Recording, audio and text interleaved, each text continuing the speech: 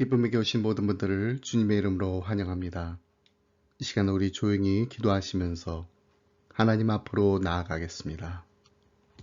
시와 찬송과 신령한 노래들로 서로 화답하며 너희의 마음으로 주께 노래하며 찬송하며 범사의 우리 주 예수 그리스도의 이름으로 항상 아버지 하나님께 감사하며 그리스도를 경외함으로 피차 복종하라.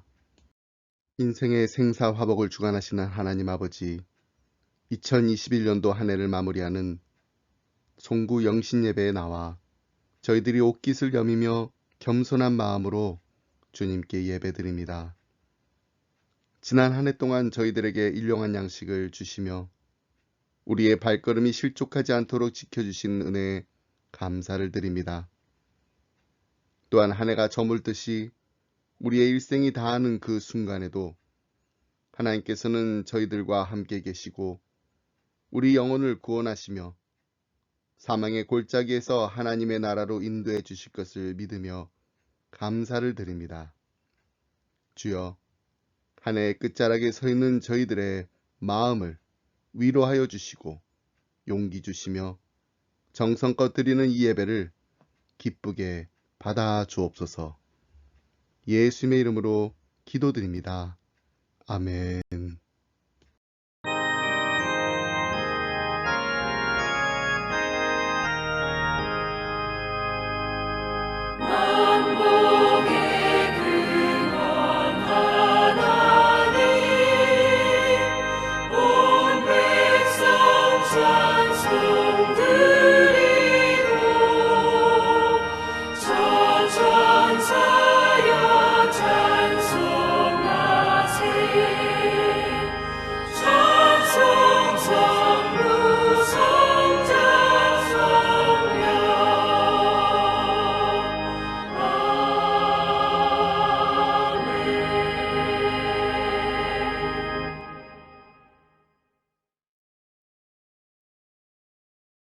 사도신경으로 우리의 신앙 함께 고백하겠습니다. 나는 전능하신 아버지 하나님, 천지의 창조주를 믿습니다. 나는 그의 유일하신 아들, 우리 주 예수 그리스도를 믿습니다. 그는 성령으로 잉태되어 동정녀 마리에게서 나시고 본디어 빌라도의 고난을 받아 십자가에 못 박혀 죽으시고 장사된 지 사흘 만에 죽은 자 가운데서 다시 살아나셨으며 하늘에 오르시어 전능하신 아버지 하나님 우편에 앉아 계시다가 거기로부터 살아있는 자와 죽은 자를 심판하러 오십니다. 나는 성령을 믿으며 거룩한 공교회와 성도의 교제와 죄를 용서받는 것과 몸의 부활과 영생을 믿습니다. 아멘.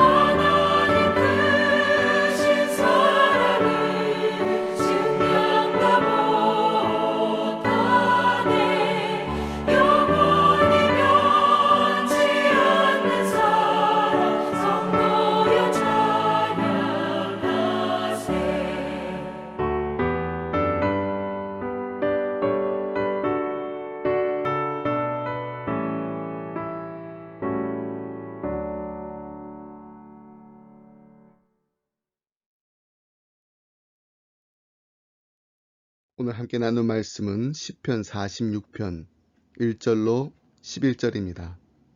Today's text from Psalm 46 verse 1 through 11. 시편 말씀을 읽다 보면 셀라라는 말이 나옵니다. 구체적으로 이 단어의 뜻이 정확하게 알려져 있지는 않지만 본래 곡조와 함께 불렸던 시편에서 중지, 쉼 혹은 높임의 뜻을 가진 음악 용어로 추정합니다. 셀라라는 말은 주로 시의 한 구절이 끝날 때에 나오는데 그 의미는 잠시 멈추고 들으라 혹은 지금까지 부른 음정보다 높여서 부르라라는 음악적 지시였습니다. 그래서 시편을 읽을 때 주로 괄호 안에 있는 이 셀라라는 말을 읽지 않는 경우가 많습니다. 왜냐하면 단순한 음악적 보호라고 생각하기 때문입니다.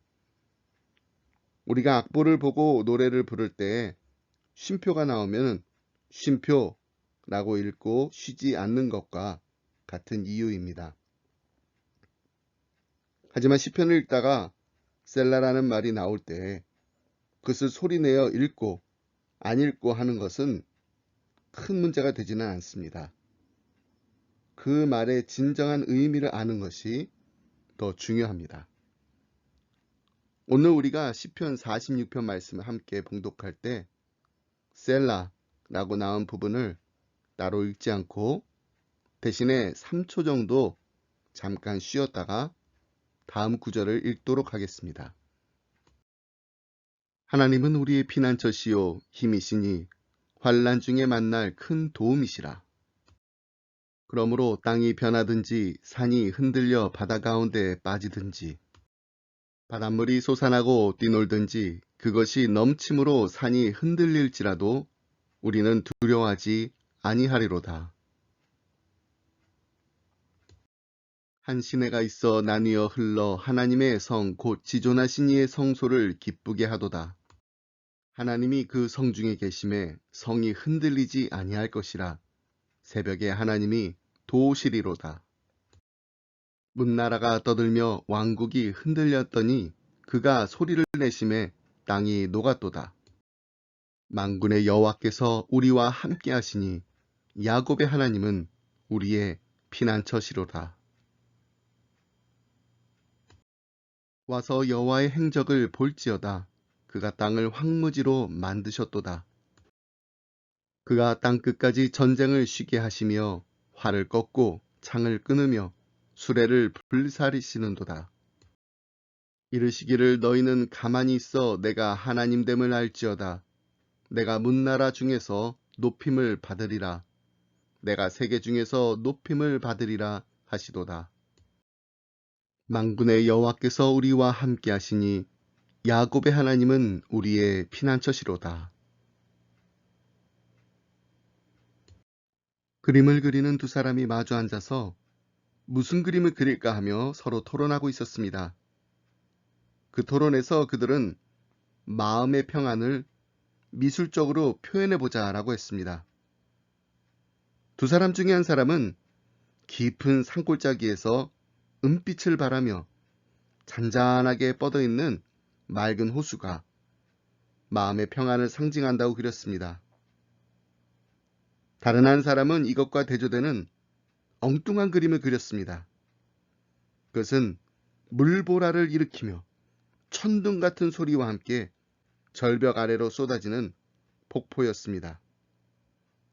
그 폭포 옆에 자작나무들이 숲을 이루고 있었는데 그 자작나무 위에 둥우리를 짓고 로빈새 한 마리가 물보라에 흠뻑 젖은 채 조금도 동요됨이 없이 앉아 있었습니다.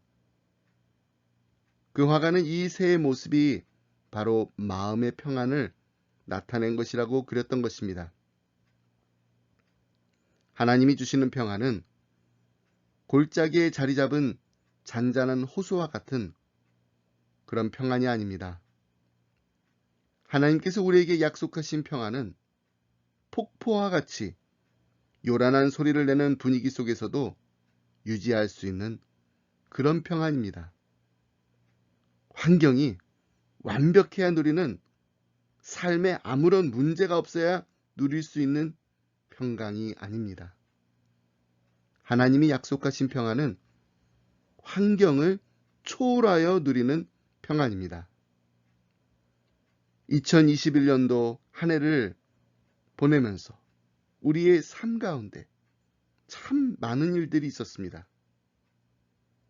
무섭게 쏟아지는 폭포와 같은 일들이, 앞을 볼 수 없을 정도로 쏟아지는 폭풍과 같은 사건들이 우리의 마음을 불안과 초조 그리고 두려움에 사로잡혀 살게 하는 일들이 있었습니다.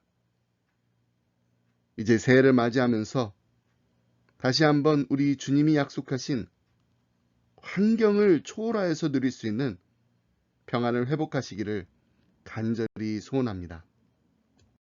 오늘 우리가 함께 읽은 시편 46편은 폭풍 앞에서 언제 꺼질지 모르는 풍전등화와 같은 현실 속에서 기록된 시편입니다. 6절 말씀 보겠습니다. 문 나라가 떠들며 왕국이 흔들렸더니 그가 소리를 내심에 땅이 녹았도다. 대부분의 학자들은 이 시편의 배경이 되는 시기가 히스기야 왕 때 있을 거라고 추측합니다. 히스기야 왕 때에 아수르의 사내들이 쳐들어와서 예루살렘 성을 포위하고 위협한 시기일 것이라고 봅니다. 이미 주변 국가들은 아수르 군대에 다 멸망을 당하거나 항복한 상태였습니다. 예루살렘 성은 더 이상 외부의 도움을 받을 수 없는 새 장의 새와 같이 고립된 상황이었습니다. 시간이 흐르면서 식량도 떨어지고 마실 물도 떨어지게 되어서 서서히 성에 살던 주민들이 죽어가게 됩니다. 성이 함락되는 것은 또한 시간 문제였습니다. 당시 상황이 얼마나 절망적이었는지 잘 대변해주는 히스기야 왕의 고백을 한번 들어볼까요? 그들이 이사야에게 이르되 히스기야의 말씀이 오늘은 환난과 징벌과 모욕의 날이라. 아이를 낳을 때가 되었으나 해산할 힘이 없도다. 오늘 본문의 2절로 3절 말씀도 이렇게 긴박한 위기의 상황을 아주 시적으로 잘 표현하고 있습니다. 그러므로 땅이 변하든지 산이 흔들려 바다 가운데에 빠지든지 바닷물이 솟아나고 뛰놀든지 그것이 넘침으로 산이 흔들릴지라도 우리는 두려워하지 아니하리로다. 마치 태산이 무너지는 것 같고 발 아래의 땅이 지진을 나서 흔들리는 것 같고 해일이 높은 파도를 몰고 와서 산마저도 삼켜버릴 것과 같은 상황이라고 표현한 것입니다. 다시 말해서 그 어떤 곳으로도 피할 수 없는 상황에 놓여 있다라는 것입니다. 그러나 이러한 상황에 처했음에도 불구하고 시편 기자는 아주 놀라운 고백을 합니다. 우리는 두려워 아니하리로다. 저는 이 고백이 꼭 시편 기자만이 할 수 있는 고백이라고 생각하지 않습니다. 하나님의 자녀된 우리 모두가 주님 안에서 할 수 있는 고백입니다. 우리가 주님 안에 있다라는 분명한 확신이 있을 때 우리가 만나게 되는 어떤 폭풍우 속에서도 진정한 평안을 누릴 수 있게 됩니다. 그리고 우리도 두렵지 않다라고 고백할 수 있습니다. 그렇다면 어떻게 우리가 폭풍우 속에서도 평안을 누릴 수 있을까요? 폭풍 가운데서 하나님이 주시는 평안을 누리려면 가장 먼저 우리의 문제보다 크신 우리와 함께 하시는 하나님을 바라보아야 합니다. 어떤 어린아이가 처음 피아노 발표회를 하게 되었는데 너무 떨려서 불안해하고 초조해하니까 아이 엄마가 이렇게 얘기해 줬다고 합니다. 엄마 얼굴만 보고 연주해. 그래서 정말 이 아이가 연주하는 동안 계속해서 웃음을 잃지 않고 자신을 바라보는 어머니의 얼굴만 보면서 두려움을 이겨낼 수 있었다고 합니다. 오늘 시편 기자의 경험이 바로 어머니의 얼굴만을 바라보며 마음의 평안을 잃지 않았던 어린 아이의 경험과 같습니다. 그가 두려워하지 않는다라고 고백할 수 있었던 비결은 문제의 사이즈에 위압되지 않고 자신의 모든 문제보다도 더 크신 하나님이 그와 함께 계심을 볼 수 있었기 때문입니다. 그래서 1절 말씀에서 이렇게 고백하지 않습니까? 하나님은 우리의 피난처시요 힘이시니 환난 중에 만날 큰 도움이시라. 오늘 그로 하여금 두려워하지 않을 수 있는 평안을 가져다 준 함께 하시는 하나님의 모습을 시편 기자는 우리의 피난처 되시는 하나님이라고 찬양하고 있습니다. 우리를 보호하는 진정한 피난처가 세상의 견고한 성이 아니라 하나님이시라는 것입니다. 아무리 위급한 상황 가운데서도 하나님은 우리의 피난처가 되어주시며 보호자가 되어주신다는 것이 하나님의 자녀된 우리를 향하신 하나님의 약속입니다. 그리고 그 하나님만이 우리의 삶에 필요한 모든 것을 채워주시는 공급자 되심을 고백하고 있습니다. 4절 말씀 보겠습니다. 한 시내가 있어 나뉘어 흘러 하나님의 성 곧 지존하신 이의 성소를 기쁘게 하도다. 당시 예루살렘 성의 수원은 실로암에서 흘러나오는 물인데 전쟁이 나면 적들이 그 수원을 차단할 수 있게 됩니다. 그러나 하나님은 항상 흐르는 시냇물, 결코 마를 수 없는 시냇물이라고 시편 기자는 하나님을 시적으로 표현하고 있습니다. 다시 말해서 하나님은 우리의 삶에 필요한 모든 것을 공급해 주시기에 부족함이 없으신 분이라며 노래하고 있는 것입니다. 전쟁의 소용돌이 속에서 실로암의 물은 끊어질 수 있지만 하나님은 변함없이 우리의 필요를 채워주실 수 있는 분이시라는 것입니다.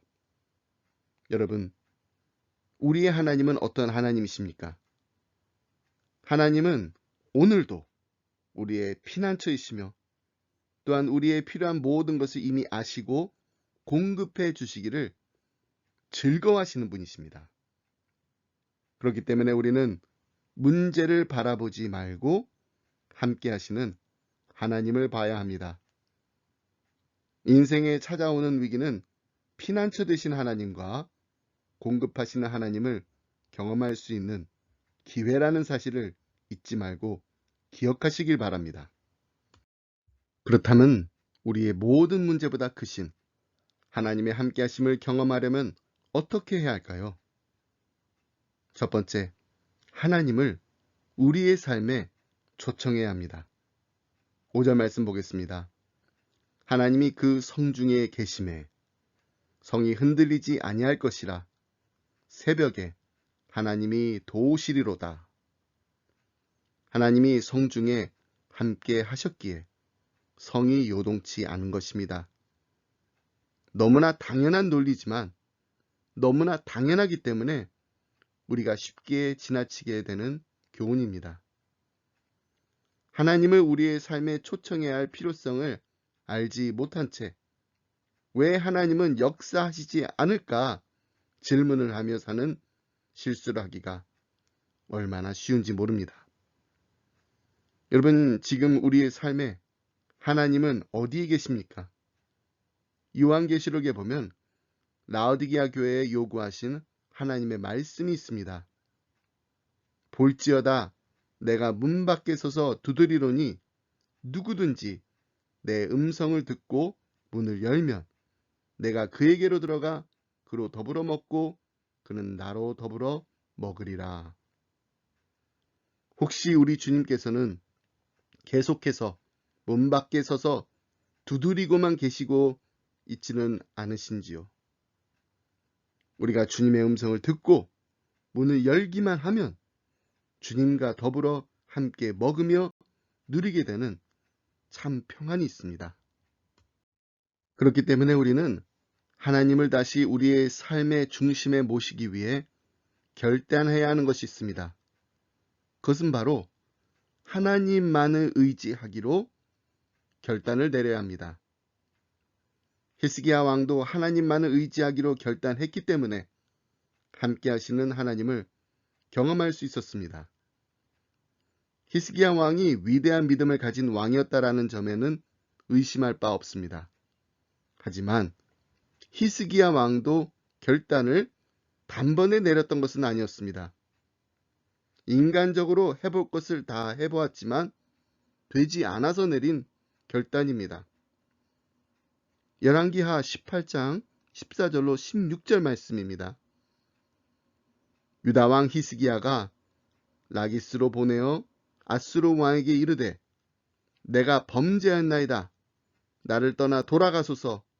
왕이 내게 지으시는 것을 내가 당하리이다 하였더니 아수르 왕이 곧 은 300달란트와 금 30달란트를 정하여 유다 왕 히스기야로 내게 한지라.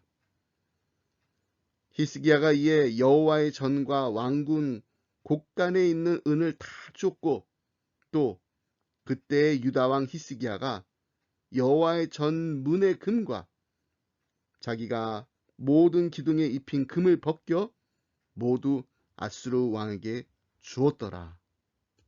성경에서 히스기야 왕처럼 위대했던 왕이 하나님만을 전적으로 의지하는 결단을 내리기 전에 사람의 깨와 수단을 의지했다가 실패한 사실을 기록한 이유는 무엇일까요? 그것은 바로 우리에게 그와 같은 동일한 실패를 답습하지 말라라는 의도입니다. 여러분, 우리의 삶에 찾아오는 위기는 우리의 영의 눈을 뜨게 하는 역할을 합니다. 사람은 평안할 때는 영의 눈이 뜨이지 않습니다. 2021년도 한 해를 살아오면서 우리는 무엇을 의지하며 살아왔습니까? 지난 한 해 동안 무엇이 우리 인생의 시큐리티였습니까? 하나님 외에 의지하는 모든 것들이 우리를 끝까지 보호해주고 안정을 가져다 줄 것 같지만 결국엔 우리의 삶에 무거운 짐이 됩니다. 사람을 의지하고 사는 것이 무거운 짐이 되지 않습니까? 이 사람이 또 언제 어떻게 변할지 모르는데 도무지 마음에 안심이 되지 않습니다. 물질을 의지하고 사는 것이 무거운 짐이 되지 않습니까?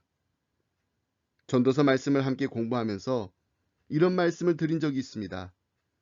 우리가 예전에는 실내 화장실도 없는 집에서 살았습니다. 그런데 지금은 이사를 가게 되면 화장실이 2개냐, 2개 반이냐, 이런 걸 가지고 고민하게 됩니다. 여러분, 우리가 천국에 갈 때 화장실 토일렛을 들고 가지 않습니다. 이런 것들이 우리 인생의 짐이 되게 해서는 안 됩니다. 그런데 정말 감사한 것은 우리가 믿고 의지하는 하나님은 결코 우리에게 짐을 지우시는 분이 아니라는 것입니다. 시편 68편 19절 말씀입니다. 우리의 짐을 지시는 주, 곧 우리의 구원이신 하나님을 찬송할지로다. 하나님은 오히려 우리의 짐을 져주시는 분이십니다. 우리의 구원자가 되신다는 의미가 바로 이것입니다. 구원자 되신 하나님, 우리의 짐을 져주시는 하나님이십니다. 여러분, 홀로 짐을 지고 가지 마세요. 우리 주님이 우리의 모든 짐을 져주시기를 원하십니다. 그러니 신뢰하고 하나님께 다 맡겨보세요. 베드로전서 5장 7절 말씀에 너희 염려를 다 주께 맡겨버리라. 이는 저가 너희를 권고하심이라고 했습니다. 폭풍우 속에서 하나님만을 신뢰하며 하나님께 모든 것을 다 내어 맡기는 자녀를 위해서 준비하시는 하나님의 평안을 누리시길 바랍니다. 말씀 맺습니다. 하나님의 휴식이라는 책을 쓴 마크 부캐니언 목사님이 이런 말을 했습니다. 자신에게 닥친 문제 때문에 그 문제를 두고 기도하고 있는가? 그렇다면 당신은 마지막에 기도해야 할 것부터 시작하고 있는 것이다. 하나님의 위대하심과 광대하심을 기억할 때 문제거리는 원래의 크기로 줄어들게 된다. 오늘 시편 기자의 고백처럼 너희는 가만히 있어. 내가 하나님 됨을 알지어다. 이 말씀을 우리가 깊이 묵상해야 합니다. 여러분, 한 해를 돌아보면서 하나님께서 우리의 삶에서 하셨던 일들을 한번 쭉 리스트를 써보세요. 도무지 소망이 없어 보이고 하나님이 살아계신다면 어떻게 이런 일이 나에게 있을 수 있을까? 회의가 일어나게 되는 과거의 삶의 현장에서 악을 선으로 바꿔놓으신 하나님을 만났던 그 경험의 장소로 다시 돌아가 보시길 바랍니다. 모든 것이 합력하여 선을 이루게 하신 하나님을 만났던 장소로 다시 돌아가시면 우리의 문제거리가 원래의 크기로 줄어들게 됩니다. 새해를 맞이하면서 온 가족들이 함께 우리의 가정에서 지난 한 해 동안 경험했던 하나님의 사랑을 기억하며 감사의 마음을 표현하는 시간을 가져보시길 바랍니다. 우리 마음에 있는 두려움이 조금씩 사라지게 되고 우리의 눈물이 기쁨이 되는 것을 경험하게 될 것입니다. 그리고 십자가를 묵상하며 하나님의 사랑에 깊이 뿌리를 내리시길 바랍니다. 요한일서 4장 18절로 19절 말씀입니다. 사랑 안에 두려움이 없고 온전한 사랑이 두려움을 내어 쫓나니 우리가 사랑하면 그가 먼저 우리를 사랑하셨음이니라. 마음의 평안을 빼앗아가는 두려움에 대한 해결책은 상황의 변화가 아닙니다. 하나님의 사랑 안에 깊이 뿌리 내리는 것입니다. 하나님이 약속하신 평안은 환경이 완벽해야 누리는 삶에 아무런 문제가 없어야 누릴 수 있는 평강이 아닙니다. 환경을 초월하여 누리는 평안입니다. 마크 부캐년 목사님의 책 제목처럼 하나님의 휴식을 마음껏 누리시는 새해를 맞이하는 우리 모두가 되길 주님의 이름으로 축복합니다. 사랑과 은혜가 풍성하신 하나님, 지난 한 해 동안에도 하나님께서 우리에게 베풀어 주신 놀라우신 은혜에 감사합니다. 그리고 세상이 알지도 주지도 못하는 주님 안에서만 누릴 수 있는 참 평안을 얻게 하심을 다시 한번 감사드립니다. 날마다 우리의 짐을 지시는 주, 곧 우리의 구원이신 하나님을 찬양하며 주님과 함께 동행하게 하심을 감사드립니다. 이제 새해를 맞이하면서 다시 한번 우리 주님이 약속하신 환경을 초월하여 누릴 수 있는 참 평안을 누리는 2022년도 한 해가 되기를 간절히 소원합니다. 주님의 높고 위대하심을 우리의 영혼이 찬양하네 힘차게 찬양하는 우리의 가정 그리고 우리 교회가 되게 하여 주옵소서. 이 모든 말씀 우리의 구원자 되시며 수고하고 짐진 자들아 다 내게로 오라 내가 너희를 쉬게 하리라 약속하신 예수 그리스도 이름으로 기도드립니다. 아멘. 이 시간 우리 함께 성찬에 참여하겠습니다. We are going to have a communion together. Let's watch the video before we take a bread and drink a cup of blood. 우리에게 보이신 그 크신 주의 사랑 저 높은 별들보다 높은 저 깊은 바다보다 깊은 우리에게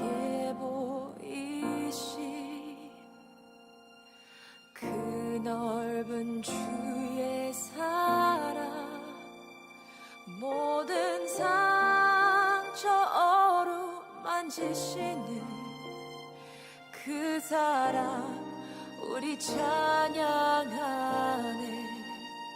하나님 크신 사랑을 증량다 못하며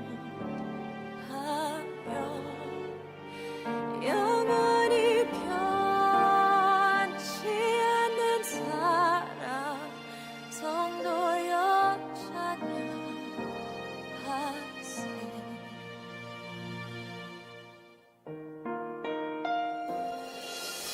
우리에게 보이신 그 깊은 주의 사랑 세상 모든 영광보다 귀한 그 사랑 앞에 경배하네. 주 우리에게 주신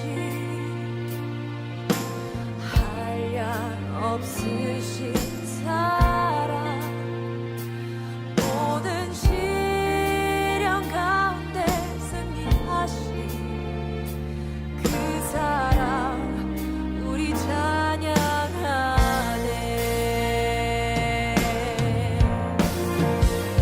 하나님 크신 사랑을 증량다 못하며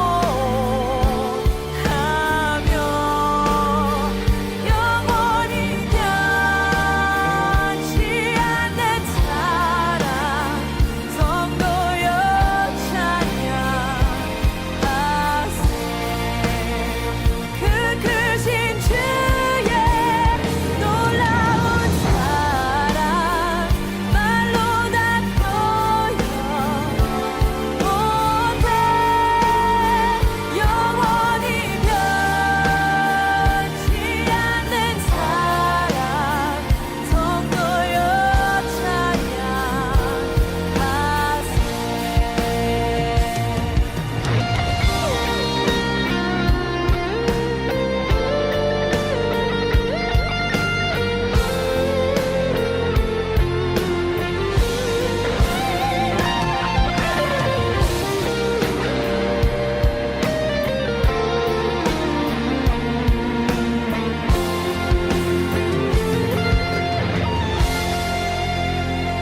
하나님 크신 사랑을 증량다 못하며 영원히 변치 않는 사랑 성도여 찬양하세.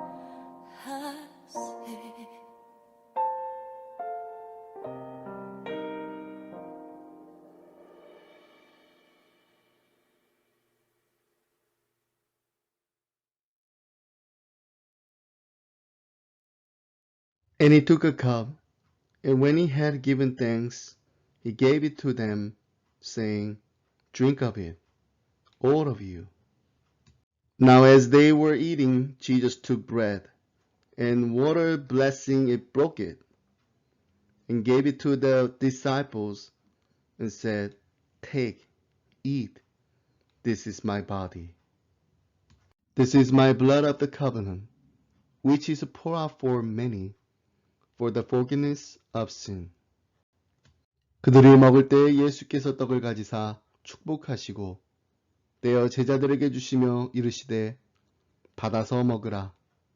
이것은 내 몸이니라 하시고 또 잔을 가지사 감사기도 하시고 그들에게 주시며 이르시되 너희가 다 이것을 마시라. 이것은 죄사함을 얻게 하려고 많은 사람을 위하여 흘린 바 나의 피, 곧 언약의 피니라.